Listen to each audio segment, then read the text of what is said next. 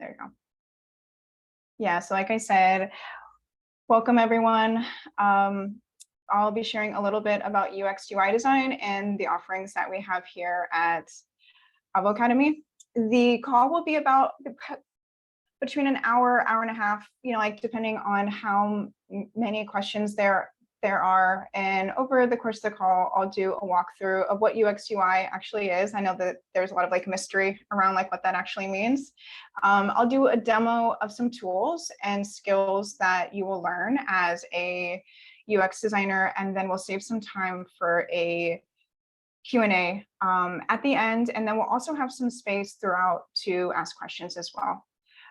You can add any questions that you have into the chat. So I see a few of you have found the chat and know how to use it. So that is awesome. And then if you would like to turn on the closed captions, that is also available as well. And that's going to be in the black toolbar at the bottom of your screen.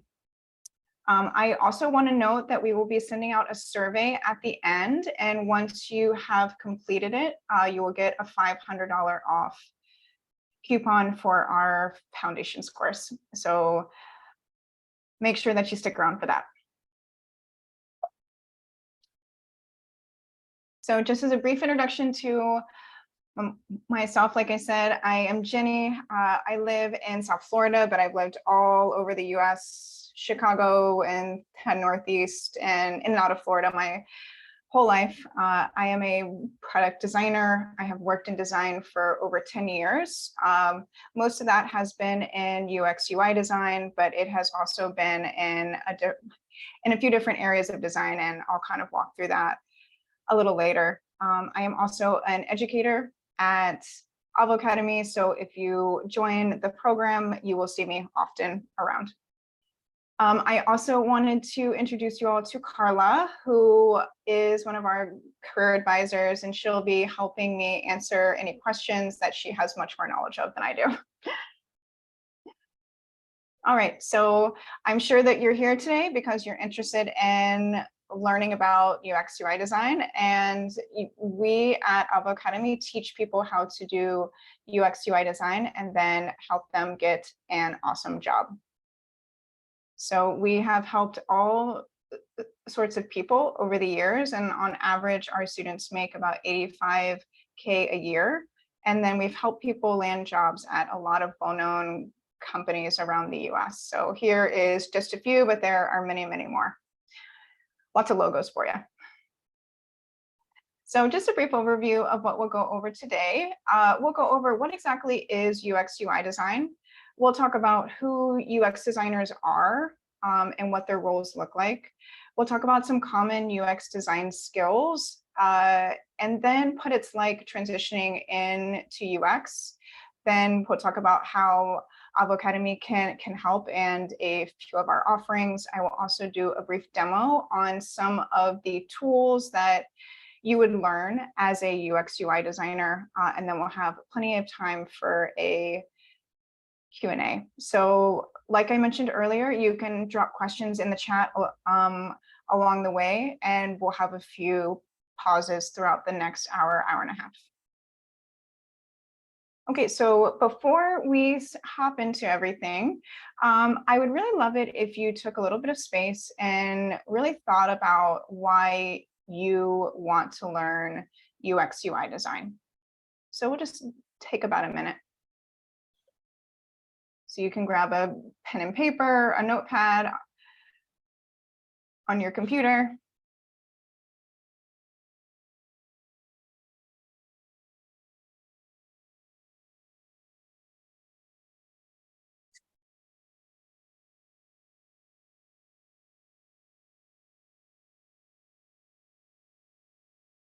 And then as you get those ideas down on paper, if you feel comfortable, you can add them in the chat. I would really love to understand why you all are here and why UX UI design is of interest to you.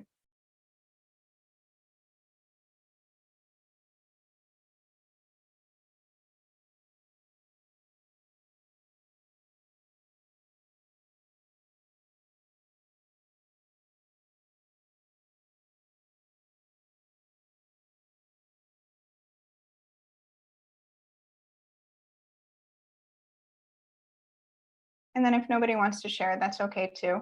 I know when I transitioned into UX in around 2015, I know what learning about UX UI design meant for me is more opportunity. It was a new skill that I could then take in the workforce and get a higher paying job, have a better foundation, have more opportunity.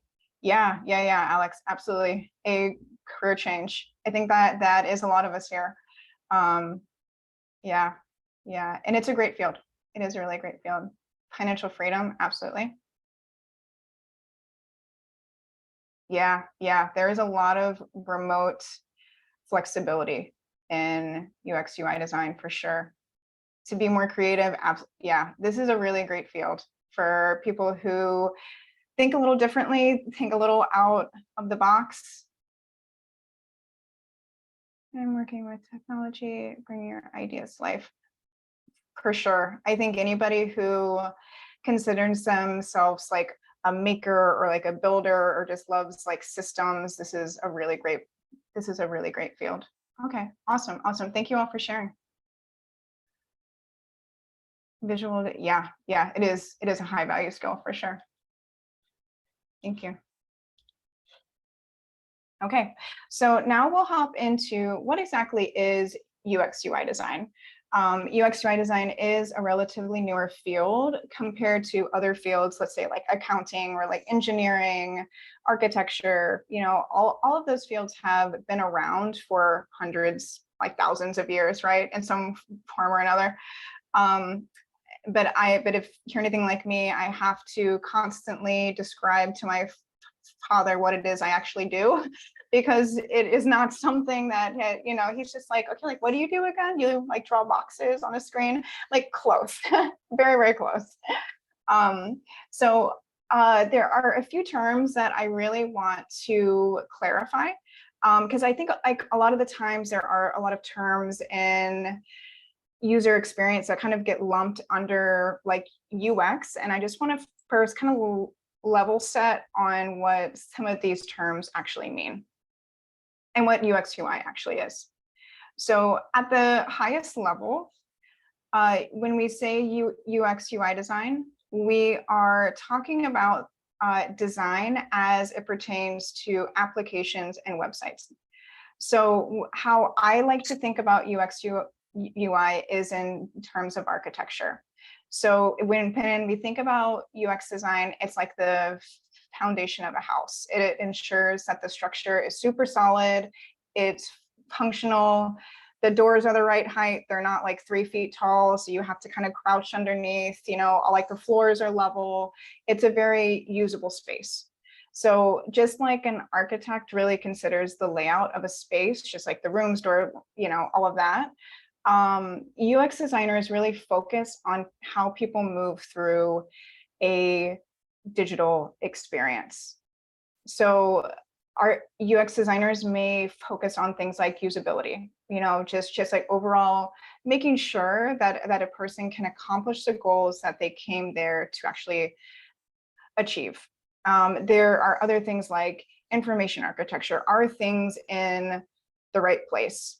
UX designers may integrate a lot of what's called user research, really talking with the users and understanding what they want in a certain experiences. And when we talk about UI design, I like to think of it as the interior design of a home. When we think about UI, it's really like making sure the overall design is appealing and cohesive.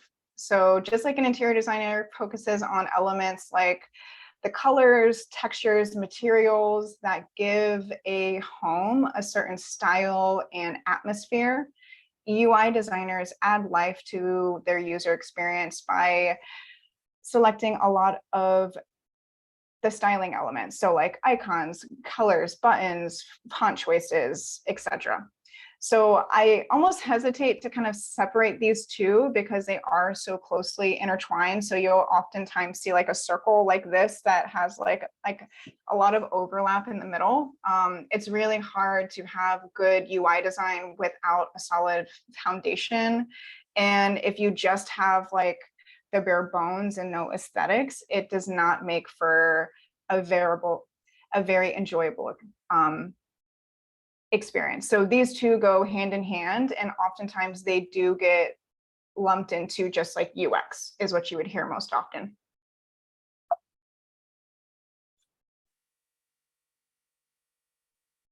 Okay, and something that I don't want to forget is UX research. So when we talk about UX research, this is really how we understand the humans behind the technology that we are designing for. So we as UX designers or as UX researchers, we might interview other humans to see, just to better understand what they want out of a certain experience, what their current processes are, what their current challenges are. That is super key in UX research. A lot of UX design is problem solving for humans.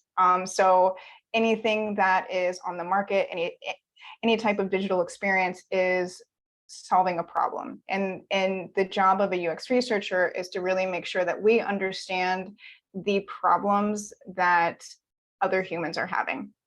Another type of UX research could be like usability testing. So maybe after we have built a certain experience, we are seeing, can people actually use it? Or are there any barriers there? So a lot of UX research oftentimes influences a lot of the UX UI design.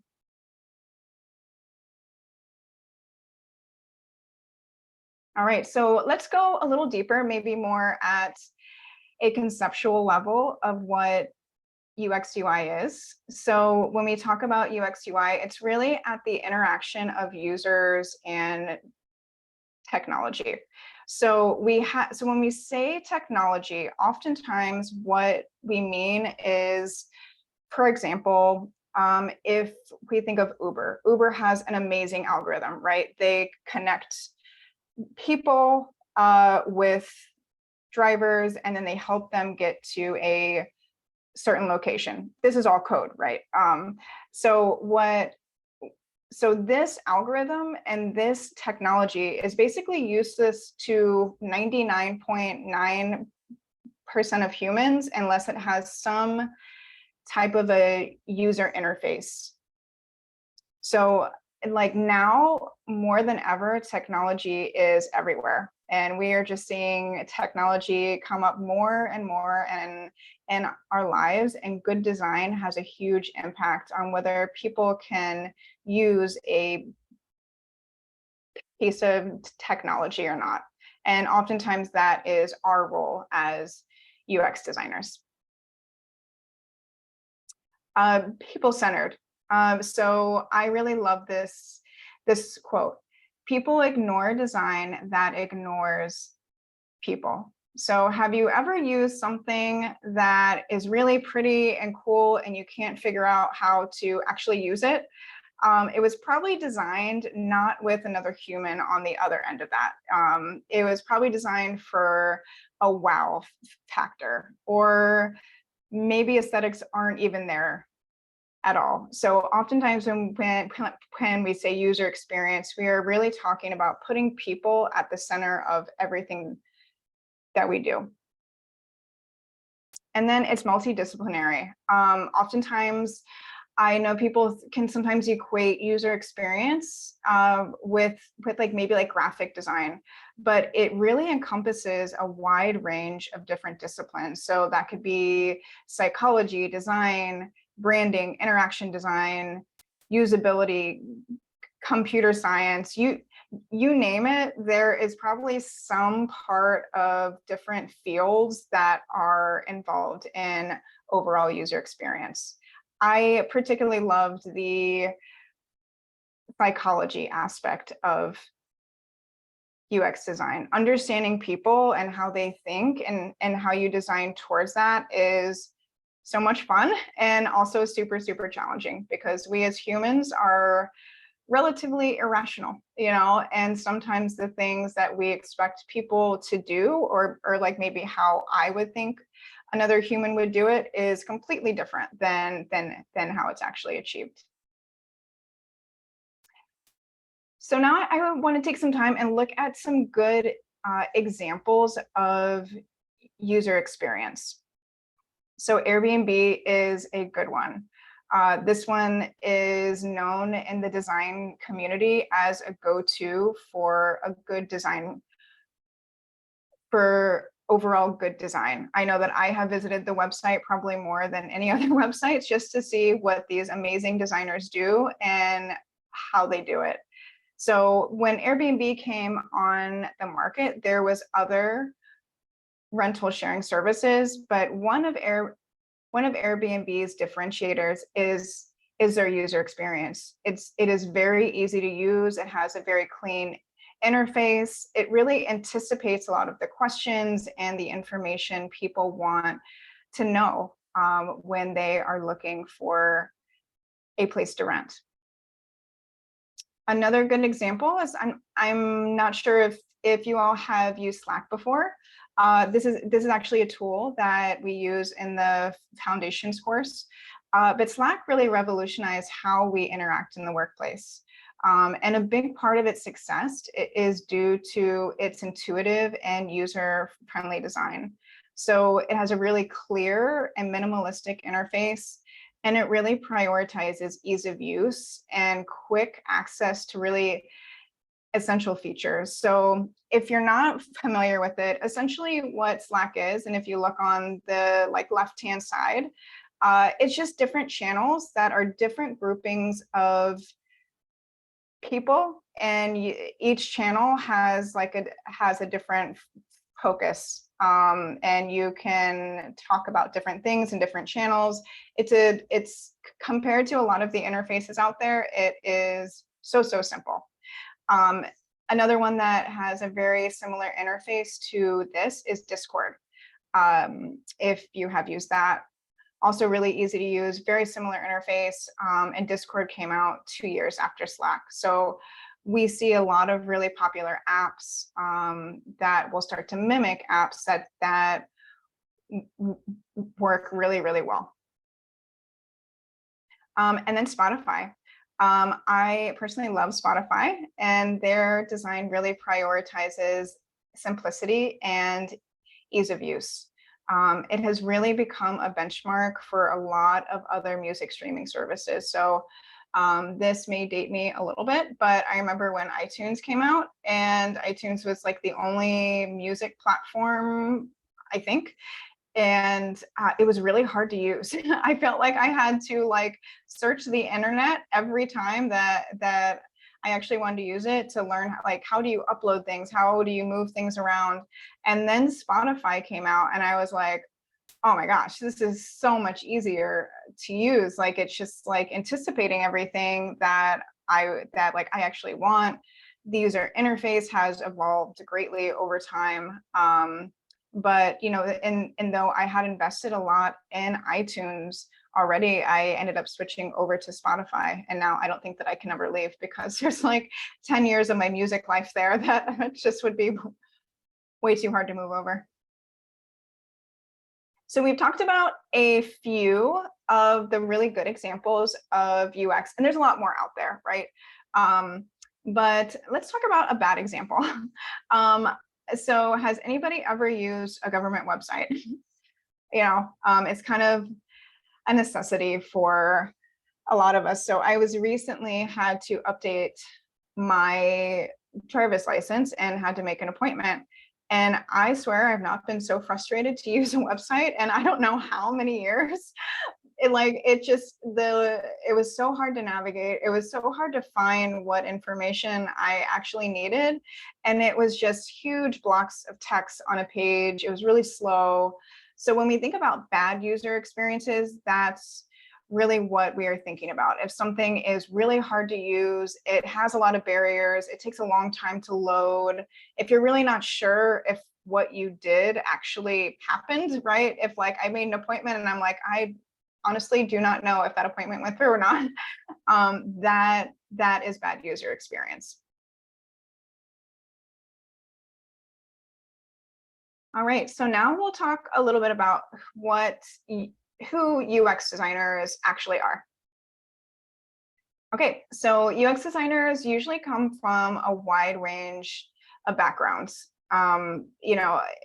Like I mentioned earlier, UX UI design is a relatively new field. So a lot of people, they don't like grow up thinking, I want to be a UX UI designer, because it probably wasn't around when you were little.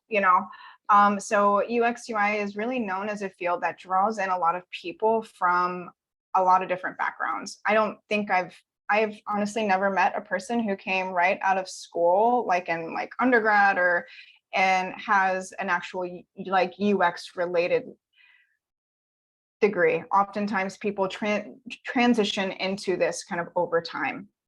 So, like I mentioned, I think having a diverse background is actually an asset. It means that you probably have some type of expertise in another field that other humans do not have, right? You have a different way of thinking. You have grown in your career in a certain way. So very, very common for UX designers to have a career change at some point. I know I did in like my late 20s.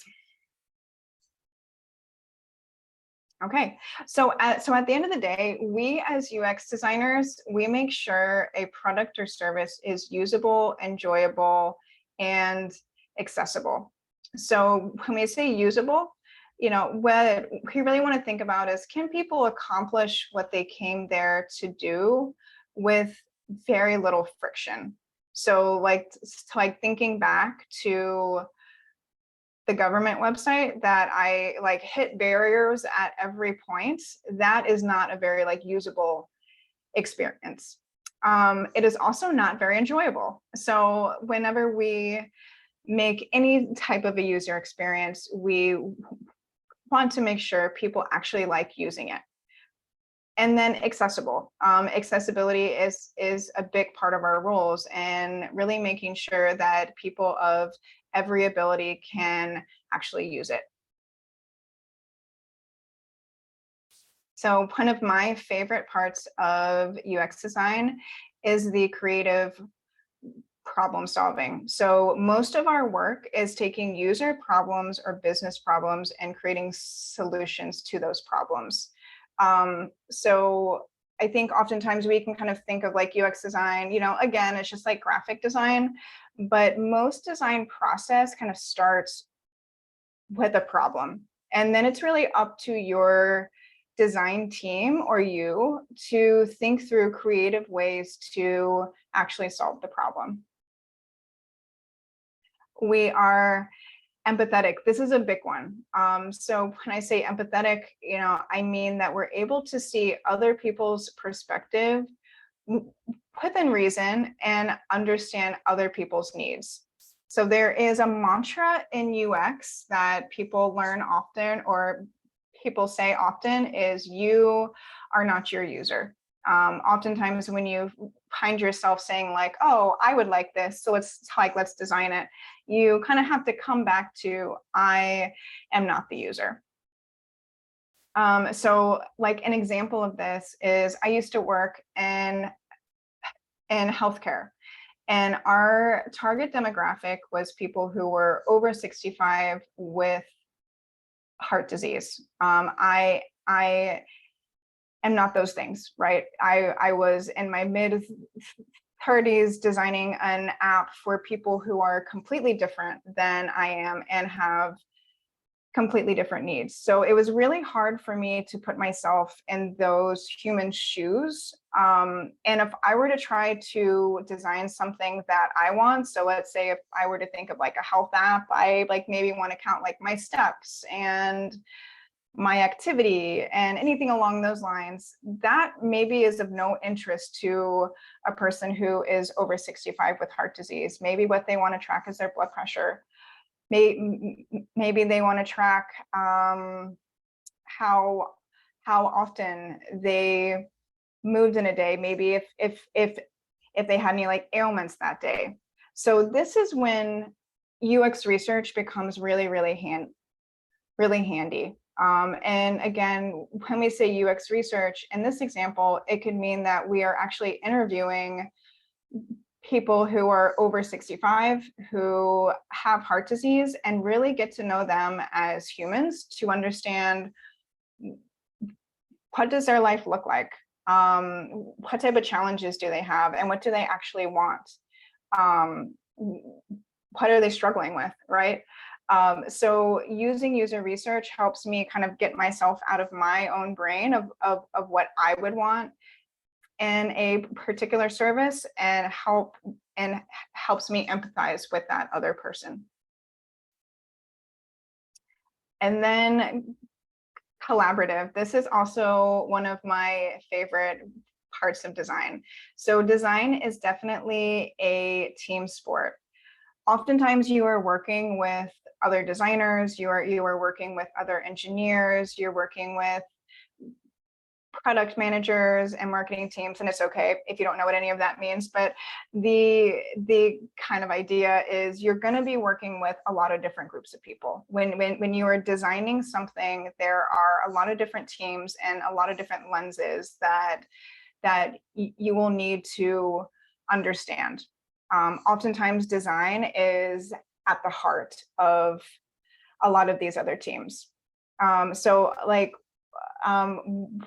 one way that's very common for designers to collaborate is through workshops. So if you've ever seen like a room with like 100 post-it notes everywhere and people are just kind of doing weird things, that like is a very common UX workshop. And usually what that is people getting ideas out, right? A lot of the design process is like ideation and like thinking through a lot of different ways to actually solve a problem.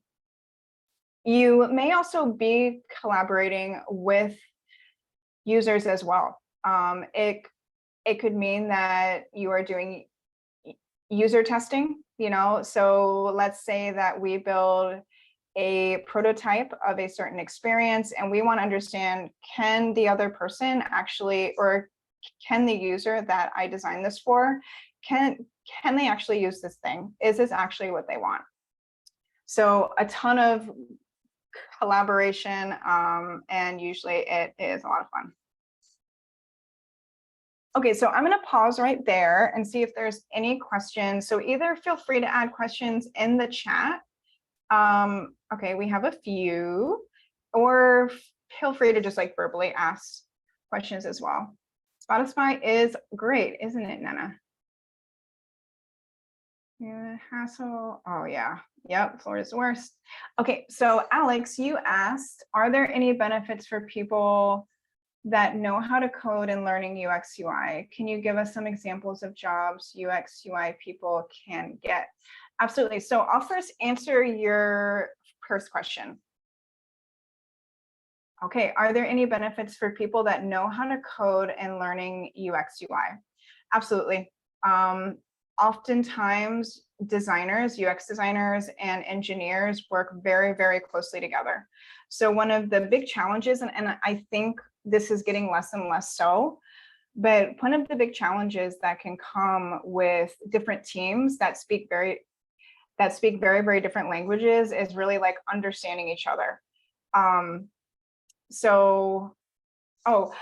just FYI, there is like a whole nother part of the presentation. So I would hang on for a bit longer. This is just like a little break.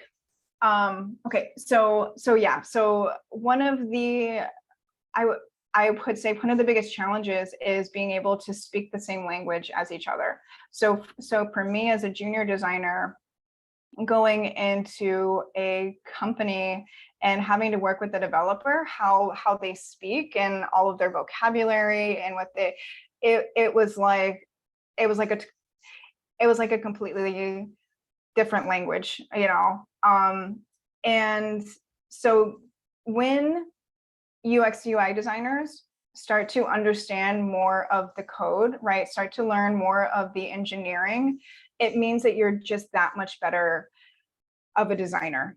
it means that you were able to look from a different lens, and it makes you a much stronger candidate.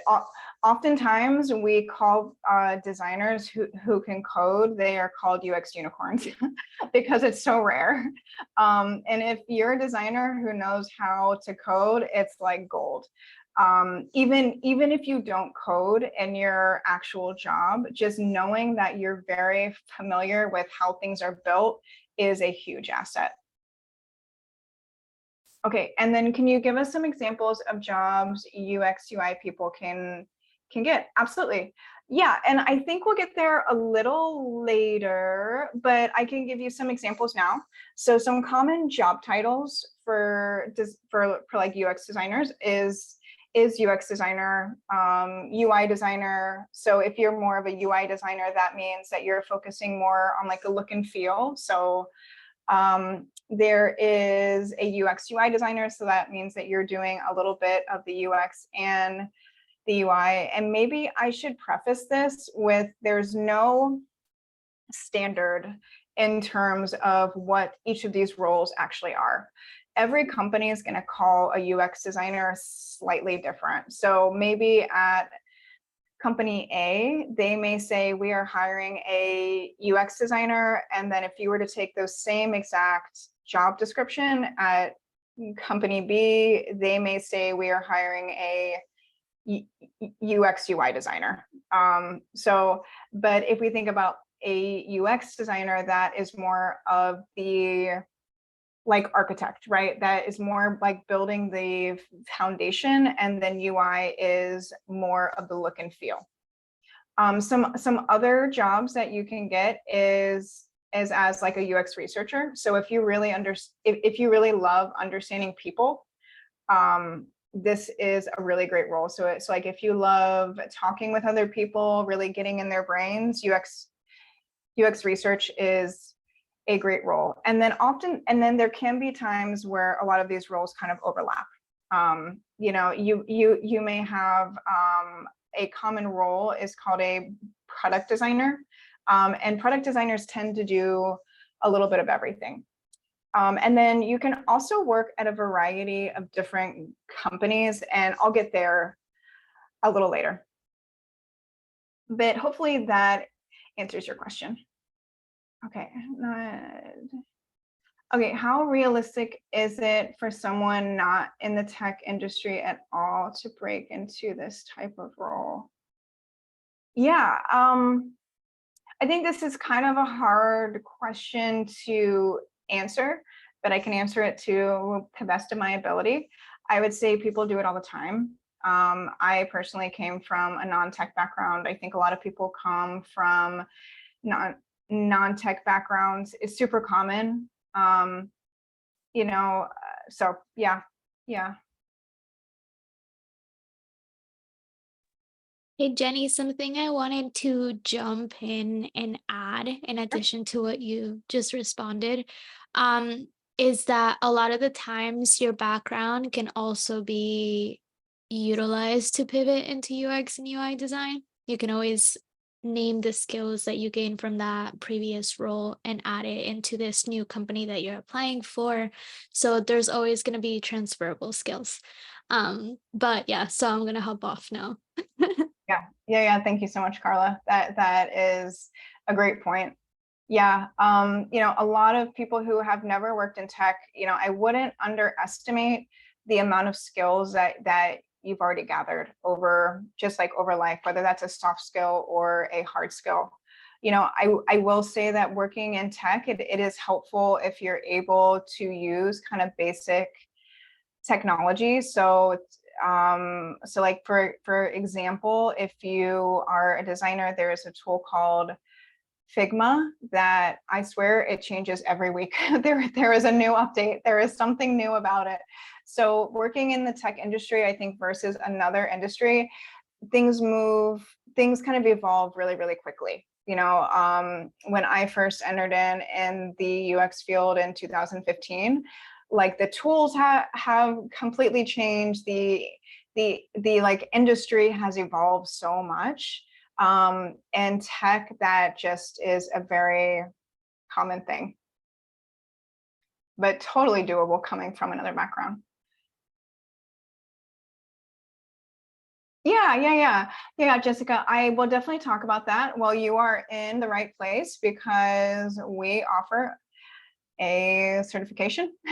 So it isn't like an official like hike. You don't have to have any type of like an official certification to work in UX.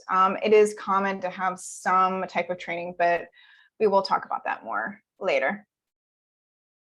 Okay, and I'll probably take like 2 more questions and then I'll keep on going and then we can always circle back to them at the end. I have been starting a career change to check with coding, then adding graphic design and came to the conclusion I really enjoy design over coding. Awesome.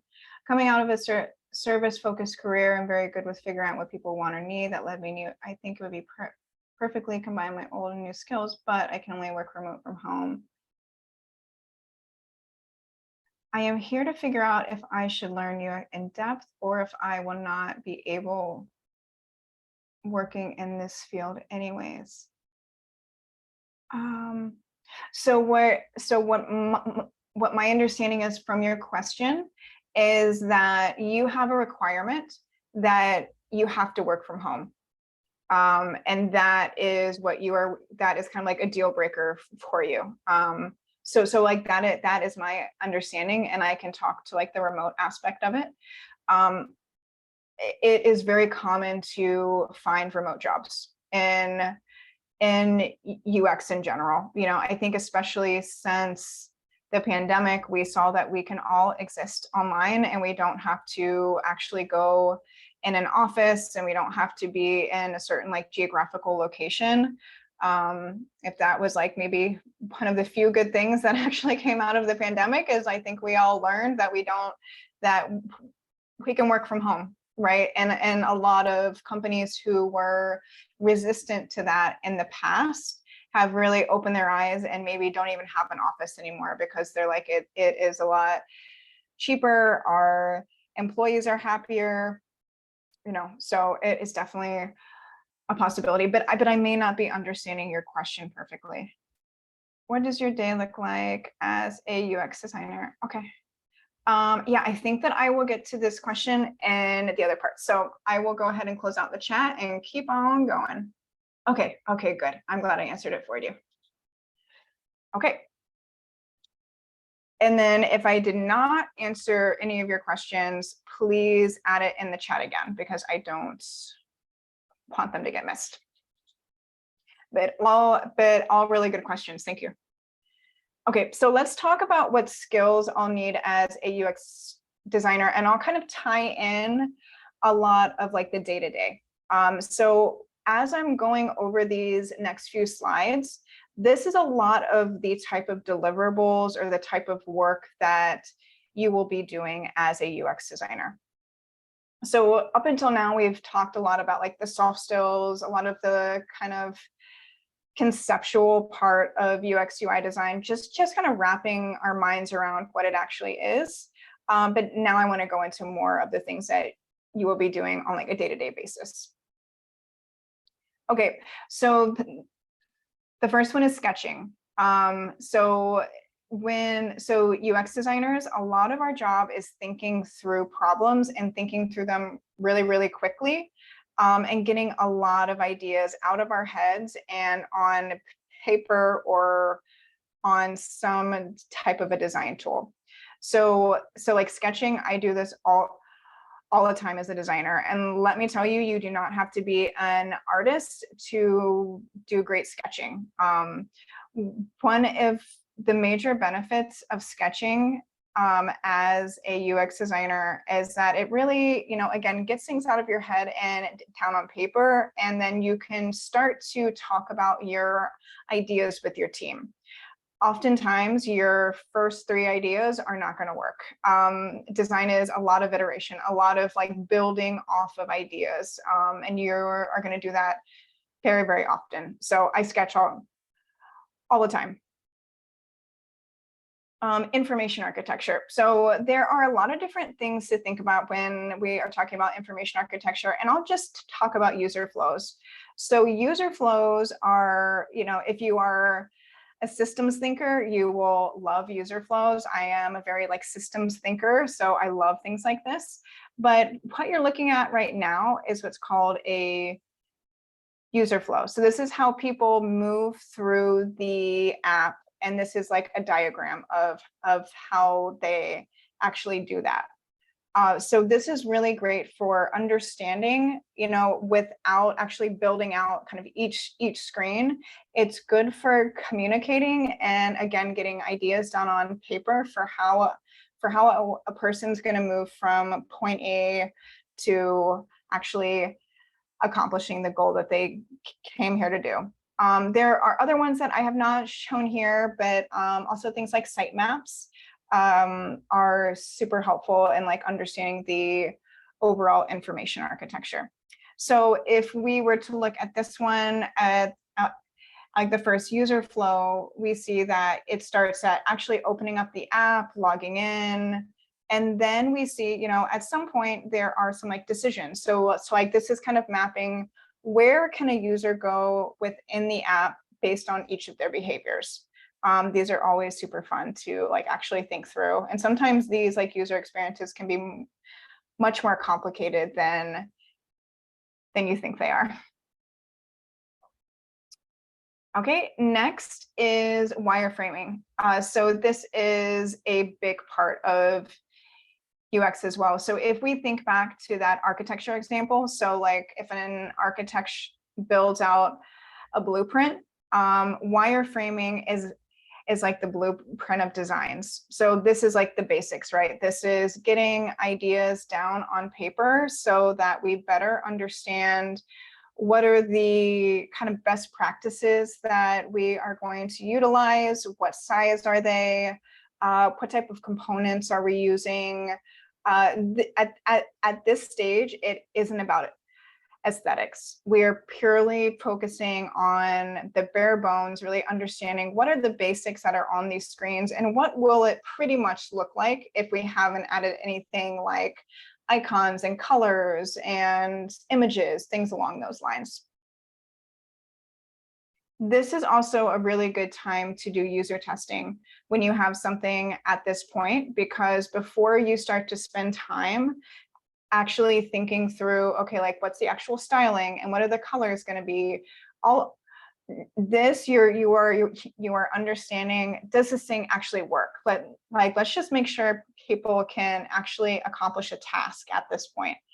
And then after you get there is the high fidelity screen. So again, if we think back to that architecture example, this is like the interior design, right? This is adding the colors, this is adding icons, this is adding images. We may also do user testing at this point as well. So typically this is one of the final outcomes that a designer will hand off to an engineering team or to the larger team that you are working with. It's like almost like a simulation of the real thing. And then prototypes. This is also an actual simulation of the real thing. So prototypes are super handy in design because you actually get a feel for how something is going to exist in the world, right? You can have individual screens, but it's hard to really understand that experience if it doesn't actually feel like the actual experience of using an app or using a website. So oftentimes you will do user testing with a prototype. One of the major benefits of prototyping is that it's really inexpensive and super efficient. So it's helpful if you find out any challenges or anything that you need to change at this point versus after you've spent 6 months working with the engineering team and spent $500,000 building out a app, and then you realize, oh, there was a major flaw in our thinking. So prototyping is like super pivotal to actually understanding the overall user experience. And then And then research. Research is one of the backbones of UX design. So UX research really helps us make informed decisions and provides evidence when actually making updates. So like I mentioned earlier, if like we think back to empathy, when we are making updates to an actual design, we never want to make the updates based on our own ideas or on our own preferences. We always want it to be based on some type of an improvement that is going to help the actual user group that you are designing for. So when we talk about research, it can be anything from interviewing potential users, sending out surveys, usability testing. You may observe people using your app. It can mean a lot of different things, but a lot of times research, like I said, really informs a lot of the UX design. It really provides evidence for us. Okay, so I want to do a quick demo of what a typical workflow could look like for a UX UI designer. So how you would start with like research and move to kind of the ideation phase and then the final UI. So give me just a moment to kind of switch around my screens. Okay, can everyone see my Figma? Yeah. Okay. Okay. Awesome.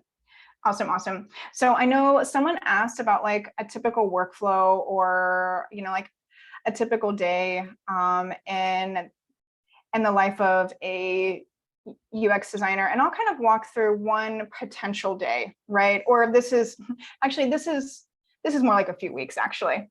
So we are going to look at a few things. So first we will look at a persona. And then we'll go into how we use that persona to come up with a sketch. And then we'll take that sketch and turn it into a wireframe, and then the wireframe into a high fidelity screen. So I'll do this as quick as I can. I don't want to bore you all. So we'll start first with the persona. So you will hear personas very often in UX UI design, and how you can think about a persona is this is like an archetypical user. So maybe based on like user research that you have done, you have compiled all of that research, let's say from like 20 different interviews, and you've determined that you have a few different types of people. And let's say Stacy is one of them. So if we were working on an e-commerce mobile application, Stacy is one of our shoppers. So in a persona, we would focus on the needs of that actual user. We would focus on things like motivation and pain points. This is a really skimmed down version of a persona. Sometimes these can get really into like really in depth, but this is just an example. But a major benefit of a persona is that it really helps us kind of understand there is a human at the end of this, right? And then we can start to remember, okay, they have certain challenges, they have certain needs. So we always want to keep this in mind as we are designing.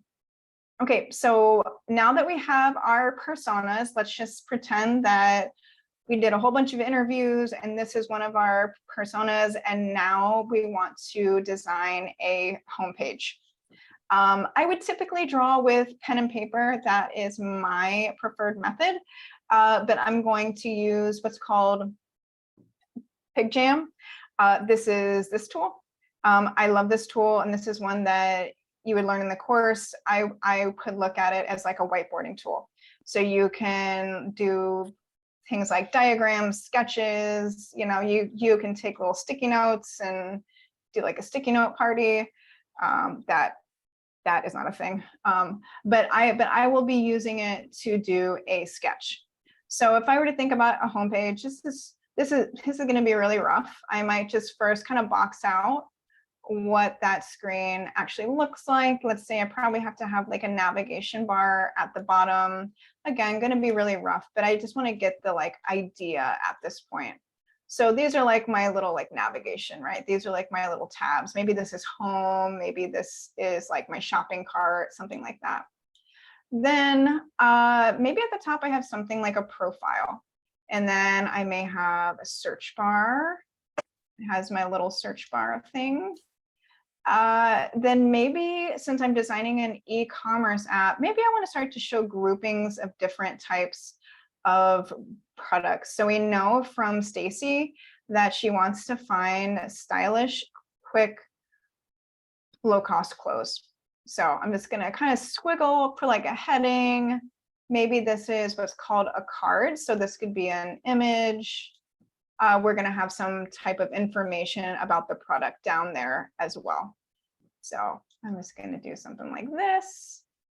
You know, and again, at this stage, we are really just getting ideas down just to see what could this actually be. Then maybe I might have another section underneath. Maybe I want to do like a slightly different pattern, maybe something like this where it's a bit bigger. And then I have some type of a heading underneath here. And maybe these are like different categories or something like that. So a really quick sketch, it's not super pretty, but it gets the job done. It gets information from my brain onto paper. So next I want to move over to Figma. And Figma is a really great tool for building out wireframes and hi-fi screens. So I'm going to go back. Oh, I'm going to go back. This thing is in my way. I'm going to go back here. I'm just going to take a screenshot of this so I have something to kind of build off of. Oftentimes, as a designer, I may spend some time for sketching. And then after I have a good idea, in like reality, maybe did a bunch of sketches. And then I talk them over with my team to be like, okay, like, does this work or does this work? And then after I have that, I'm going to come over and I'm going to start to wireframe. And again, this is more like the blueprint of what the UI is actually going to look like. So some pretty standard things on a wireframe would be something like a status bar. So I'm just going to move that up to the top, and I already have some elements created for the sake of time. Now, if I'm looking down at the navigation, maybe I have something like a home and a search and a cart and a profile. Now I probably need to add in that search bar up here. And then I'm going to turn on what's called a grid, and this helps me align things, but I can turn this on and off. It's like more like guides, just to make sure things are aligned. This actually looks pretty good. I also may have something like a profile image. So I'm just going to put that right up there. Let's see, maybe I have a featured section, and then I have just the outline of this, and then I'm just going to copy this. So here we like start to see that the UI comes to life, but the styling is not there yet. So then we're going to add in maybe suggested for you. Maybe we have something like this right down here. And then we're going to do something like that. I think this went off the page. There we go. And then maybe something like that. So that at the end of the day is a wireframe. This, again, oftentimes comes after sketching, and then it's like the next step to understand what that user experience will actually be. Oftentimes you aren't just doing one, you are doing a series of wireframes. So if we think back to the user flows, you are probably building out screens for each of those steps. So I may go from my home screen to actually clicking in here, and then like, what does this screen actually look like, right? After I click in here, and then if I want to go to my cart, etc. So now that we have our wireframe, and let's say that we did user testing, we can now start to work on our hi-fi screen. So let's say I'm just going to start at the top. I'm going to turn off my grid so you can see it a little better. This was a placeholder, so I'm going to go and add my very rudimentary logo that I created. One thing about UX design is that you do not usually make logos. So it's like logos, any type of like branding, logo making is really not part of our role. You will most likely work with a company that already has a logo, and that is more of like a graphic designer's role. Let me see. So I have my profile. I think that works okay, but maybe I want to add something just like a little different around it. So I'm going to go ahead and just move this over here just to kind of call a little more attention to it. I think the search bar maybe as is okay. But now I want to start to add images into here. So I'm going to go ahead and I'm going to do this as quickly as I can. I'm going to add in images.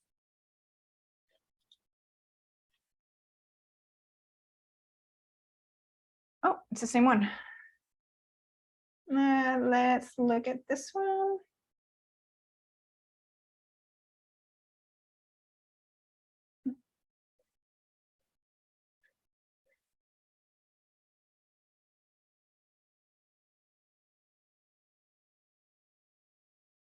So the tool that I'm using now, this is a very common tool that you would use in a workplace. Again, it's called Figma. I'm just going to call it sweater. Oh no, that was it was for the price. Let's say it's $29.99. And then the name of the product is a white sweater. And then let's say that we want to update the price on this. Maybe this is $20 and this is a white shirt. Apparently I was in a white shirt kind of mood whenever I gathered all of the images. And then we can also update this area down here.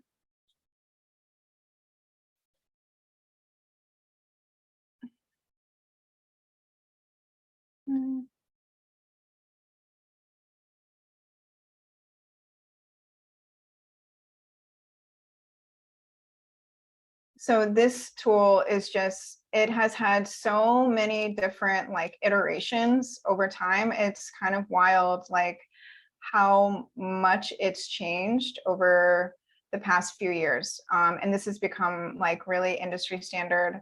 I know even like 5 years ago, there was a lot of different tools available. And this one has just become like amazing and the standard for a lot of UX designers. So what I'm doing now is just adding, more of that styling. Oh, not that one. There we go. And you would learn how to use this and get really proficient in it in the course. So maybe I'll just do like one last update here and do something like this. So now if we take a look back, this is a really simple UI, right? But like, I think you get the idea. So we kind of moved from our persona. So that is the human that we are actually designing for. We then moved to actually like sketching out an idea. Chances are you will do a lot of sketching.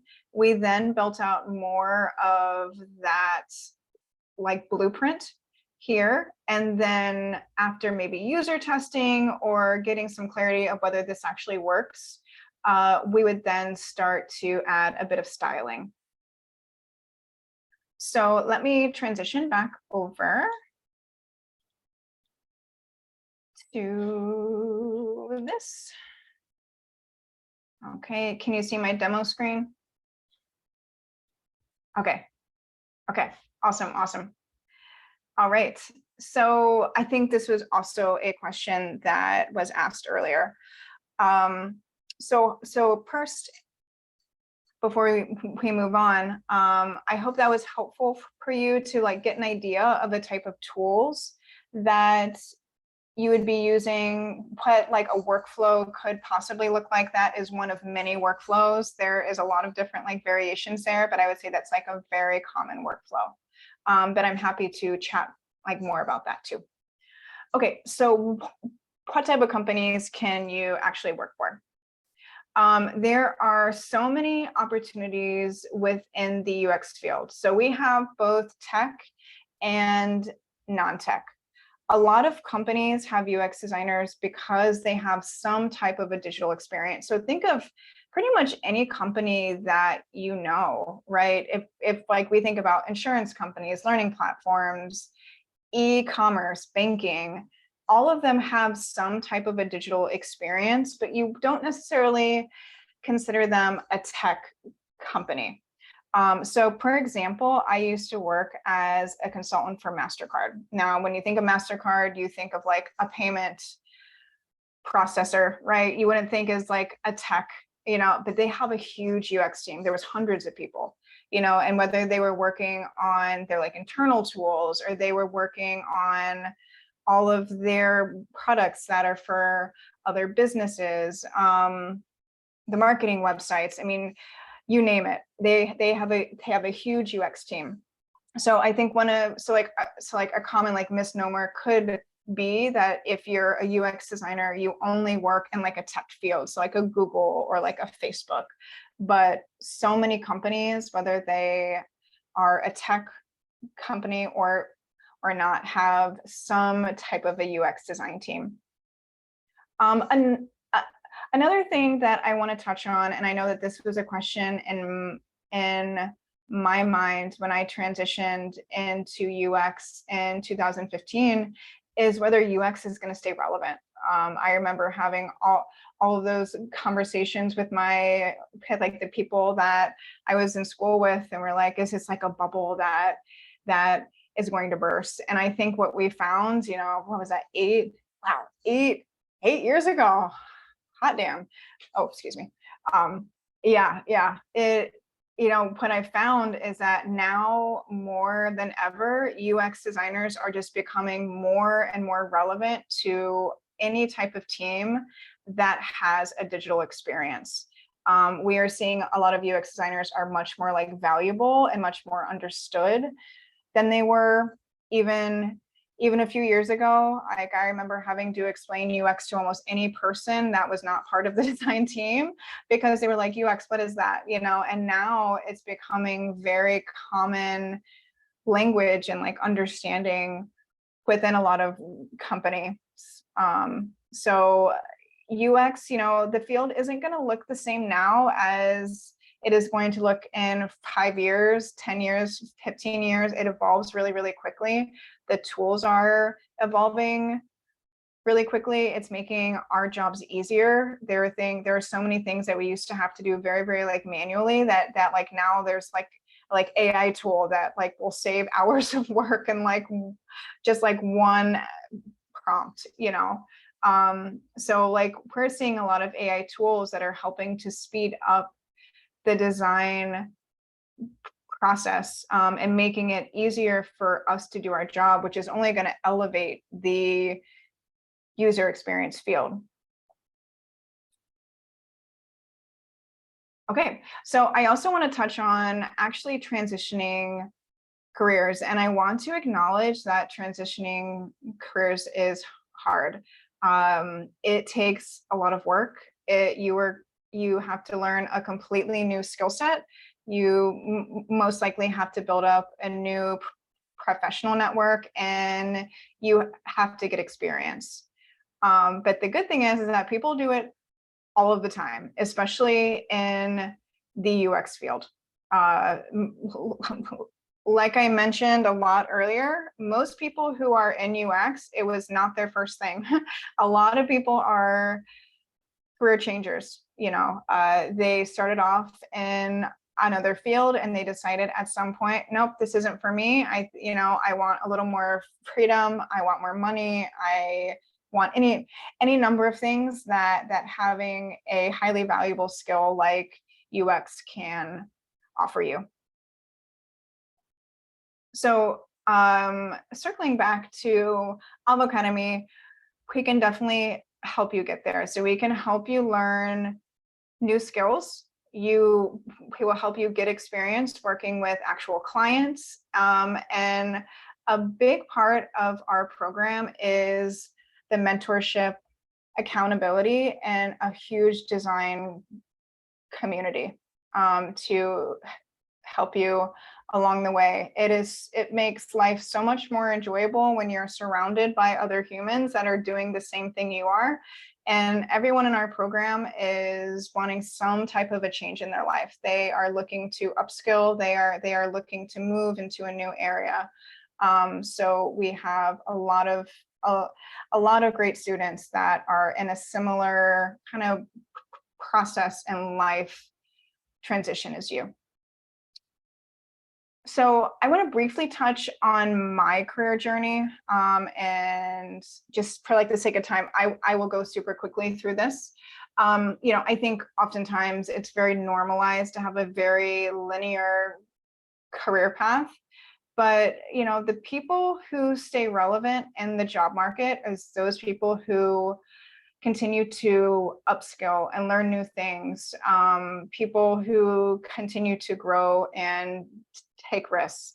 So most career paths are not linear. I know I graduated with a bachelor's in architecture. I never worked a day in my life as an architect. I ended up working with a furniture designer. I did a design fellowship and kind of reached a point where I was like, I'm not making a lot of money. I don't really have a lot of opportunity. I like really feel like I didn't have any skills if I wanted to move out of that really small niche that I would be able to. So I ended up getting some education in user experience design and then ended up working as a consultant in UX design. I learned a ton in that job, but the consultant life is not for me. It was a lot of traveling, and that was a little bit of trial and error. And then I last was the head of design for a healthcare startup.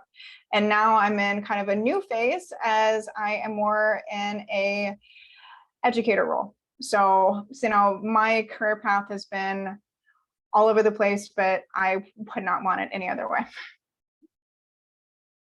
Okay, so I want to talk about what your path to transition into UI UX could actually look like, and how Avocademy will act as a guide for you.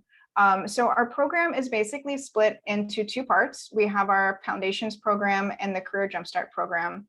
So the Foundations program, that is our 16-week foundational course.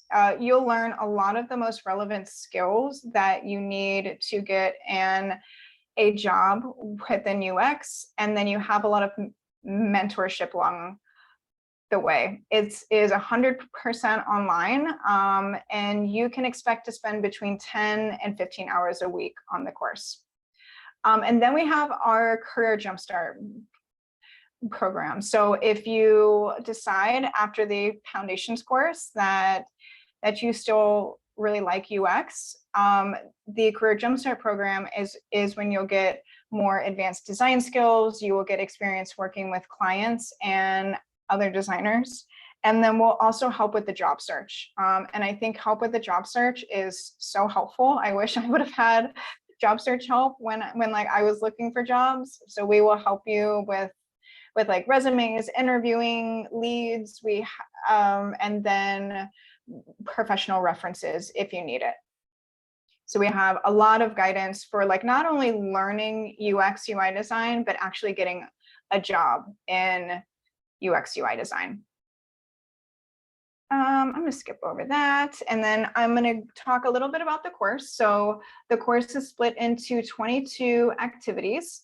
So we'll have video walkthroughs of each of the activities. There's a ton of resources that we have compiled over the years of industry best practices. And then at the end, you'll have one full case study and a website portfolio. You also have a lot of mentorship. So we have over 100 mentors that will help you throughout the course. So if you have questions, we have mentors located all over the US, and you can hop on calls with them all of our one-on-one mentors have over 5 years of like design experience, and they are just super lovely humans who are working in the design field. So you'll learn a lot from people who have been doing design for a lot of years. And then we have a Slack community. So I mentioned this earlier. Our Slack community, you will be able to communicate with mentors and other students. You can ask questions whenever you want, at night, during the day, and when we will always answer them. This is also where we will post events and other helpful resources. And we also have a monthly speaker series. So every month we bring in a UX professional, and they will talk on a different topic every month. And then as one of our students, you will get access to all of those recordings. I have worked in design for a while, and I feel like I learned so much from these speakers, because they have such different like work experiences than I do, and have worked in different types of jobs. So I think these speaker series are really helpful for you to get a very wide lens on what the UX field actually looks like.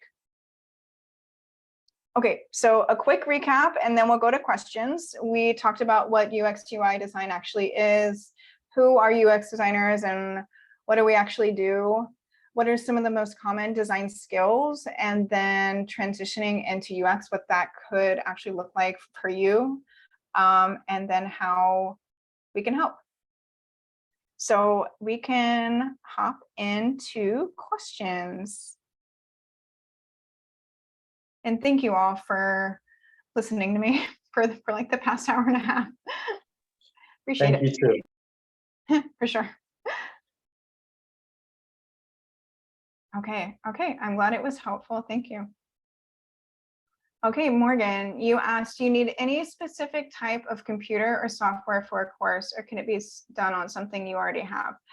Really good question. Carla, I'm going to answer, but let me know if you want to add anything. So you do need a computer, but you don't need a specific type of computer. So something that works like software, we will give you free access to all the software that you need, and a lot of it is browser based. I have a cheap Chromebook currently. Okay, good to know. Carla, any additions? No, I think what you said is perfect. Like any computer, PC, anything that you have that you can access the internet to that's not an iPad or a phone, you can definitely use for the course. Thank you.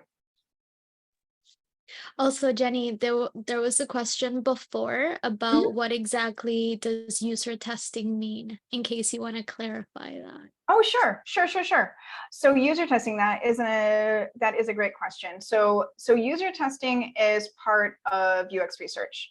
So when we say user testing, imagine that you as a UX designer has built out an app, and you have built a prototype. So like a simulation of what this thing could actually look like, right? And you want to understand, can people actually use this thing? Like if I were to give them a certain task or a certain goal, could they actually accomplish it?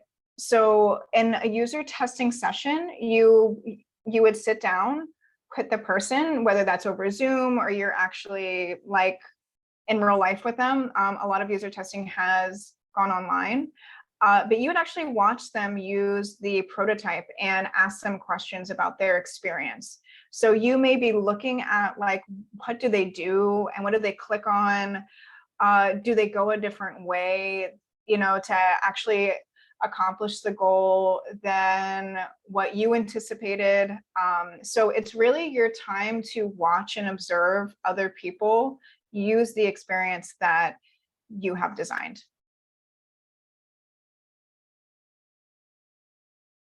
Okay. All right. Hi there. This was super informative. Awesome. I'm curious about FigJam. Is there another reputable design sketch tool to use digitally? Yeah, there is. Procreate is a really great one. So if you have a tablet, Procreate is an awesome one. I don't know if it's free. I actually don't have a tablet, but if I It's were to have, not. no, okay. It is not a free tool. I'm sure like Figma, you may be able to get FigJam on tablet. Don't quote me on that. But I think that's a good one. Yeah. And Miro too. I feel like on Miro you can do a lot of like what FigJam does as Okay. well. Yeah. Okay. Okay. Yeah. And, in my opinion, there is nothing wrong with pen and paper. Maybe one of like the downsides to using a digital tool for sketching is that it's really tempting to try to get things super perfect. So it's like the more that you can kind of tweak and make things better, the more kind of like wiggle room you have to kind of spend time on things that maybe aren't like worth the time at that point. So with a good old pen and paper, it kind of forces you just to like think through ideas. And then like once it's there, and then if you want to rethink it, you can. But also digital tools are great. And those are a lot easier oftentimes to like share and actually like archive if you need them for later. So testing comes after the prototype. Absolutely nailed it. What would the first couple of weeks look like once we land a job? That's a good question. And Carla, hop in if you have anything here. But it could look very different depending on what company you actually work for. Oftentimes the first few weeks is just getting to know the software or the tool that you will be working on. So chances are you're not going to like hop right into like design because you don't really understand the whole like ecosystem that you are working in. So oftentimes when I've started a new job, I just want to understand everything that I can about the current experience of what I'm like actually going to be designing for. You may work on like smaller projects or things like that, but again, this could really vary on the company. I agree with you, Jenny. I've also heard from some alumni that for the first couple weeks, like it's a lot of onboarding, a lot of talking about like what the product entails and like how you're gonna get to design the product that you're supposed to. Yeah. But yeah. Yeah, perfect. Thank you, Carla. How long does it usually take to find a job? I don't have that number off the top of my head. Carla, do you have anything? Yeah, so it usually takes about 2 to 6 months to get a job within Career Jumpstart. We don't really have an average because we've seen that it takes people different times. We've had students that take 2 weeks after completing their portfolio to land a job, like how we've seen people take 6 months to land a job after the completion of their portfolio. I think a lot of the times what plays a huge role into securing a job is how you sell yourself as a designer during the interview process. Yeah. Okay. Alex, I mean, you said, just to clarify, we learn how to prototype with Pigma. Yes. Yeah, that is what you'll learn in the foundations course as well as Career Jumpstart. There are other prototyping tools, but Figma is quickly becoming industry standard. So it's kind of a like all-in-one tool. What is the average starting salary? I can jump in for that. Yeah.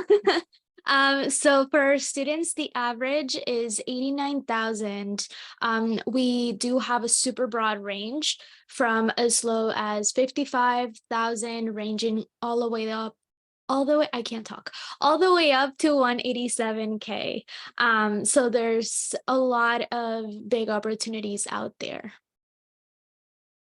Yeah, and I'll just add on to that a lot of what your starting salary is can depend on your prior experience.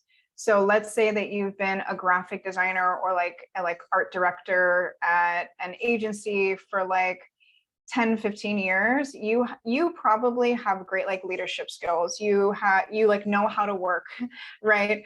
So there you may be able to get a much higher starting salary than maybe somebody who has never had a job before, you know, and this is going to be a first job for them, right? So a company may be taking a little more risk on them, you know.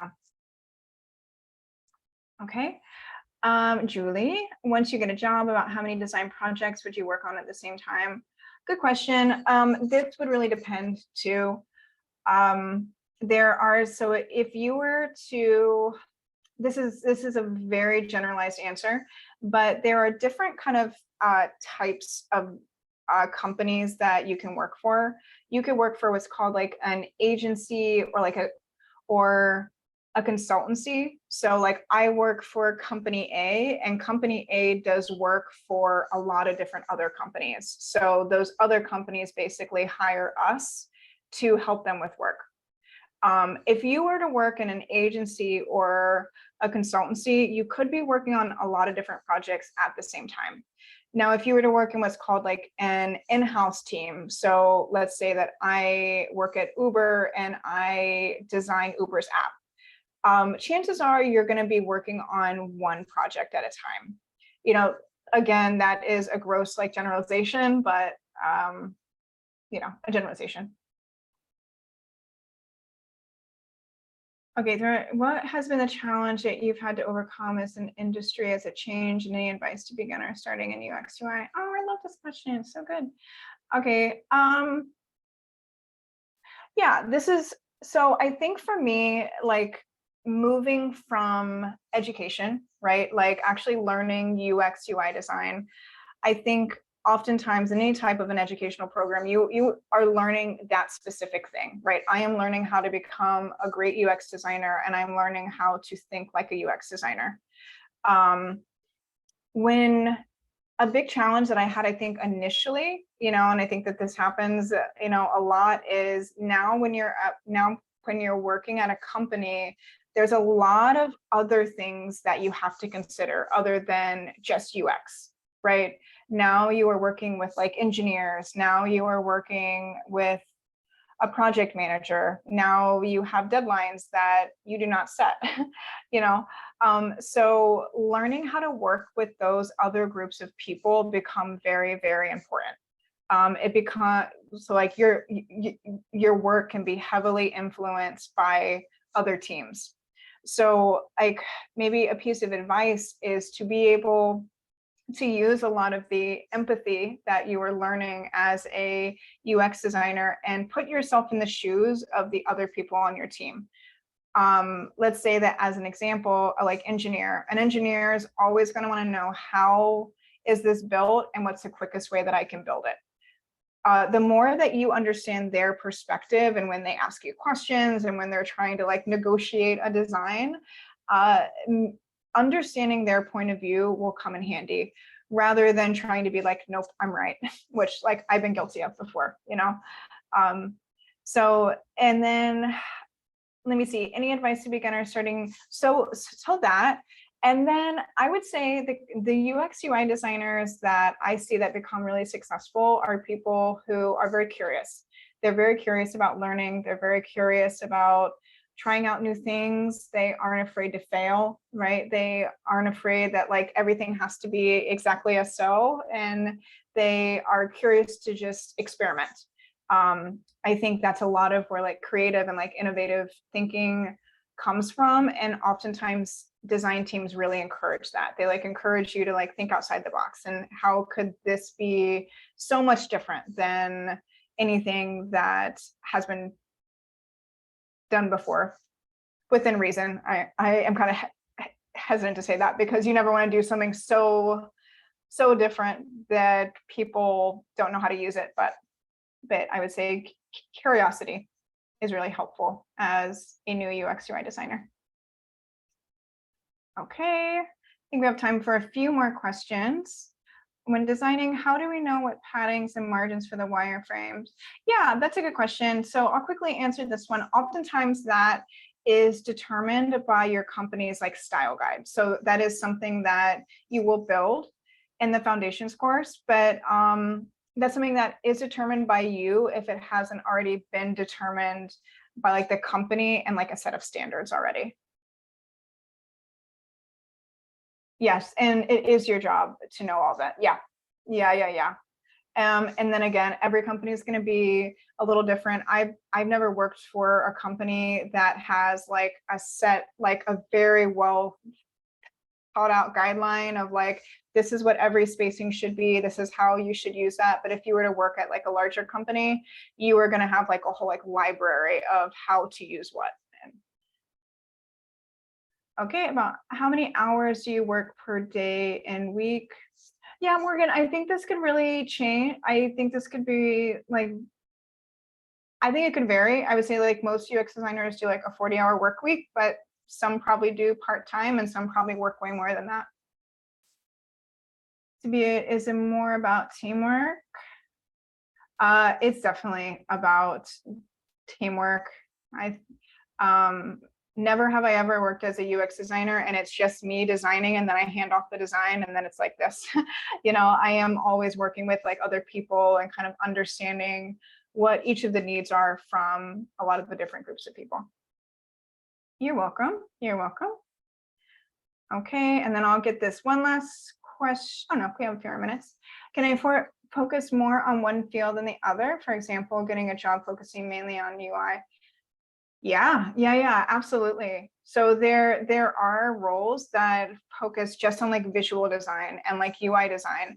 And then there's roles that if you're like love just more of the like information architecture and like the systems thinking, that is a role, you know, as like a UX designer. If you are interested in like more like UX research and you just want to be working with like users and then communicating those like with the team. That, yeah. So every, you know, and like I mentioned earlier, every company is going to name each of these things slightly different, but you can definitely have like very like niche roles. What are the hours we can expect to work? From like my experience, I would say I typically start work around like 9 and end at 5. Is like pretty average, like it's like your standard 8-hour workday. Dedicating. Oh, and then I'm assuming in that question you mean work as in like working a job, not like not work on the course. Dedicating an average 10-15 hours a week. Okay, perfect. Thank you. I think you answered that question, right, Carla? Which one? I'm sorry. Oh, I'm sorry. Dedicating an average 10 to 15 hours a week, how long would it take to complete the course? Yeah. So in total. I think Carla answered that, yeah. Okay. Yeah. Okay, beautiful. Thank you. Okay. Awesome. Okay. So while you read any other questions, Jenny, I'm going to bring something up super fast. Okay, so I just dropped down in the comments a survey that if you complete the form, you'll be able to receive $500 off the foundations course, which is our educational course that teaches you UX and UI design. So if you want to take advantage of that little discount code, please submit the form. All right. So we are right at 5. Thank you all so much for joining and creating the space for yourself to actually be here. I really enjoyed all of the great questions. You all had amazing questions. So thank you for that. All right. Have a wonderful day. And you can always reach out to us if you have any other questions. Of course. And if we didn't get to any of y'all's questions, please email them to info@avocademy.com and we are more than happy to keep helping you out. But thank you all for joining. Yeah. Thank you so much. Thank you. Very informative. Bye. Bye, guys. Thank Thank you. Bye. Yes, the recording will be available. We'll post it on YouTube. So take a look at Maka from Avocademy on YouTube. Of course. Bye. Bye, everyone. Okay, I'll go ahead and end. Sounds good, Jenny. Bye, Jenny.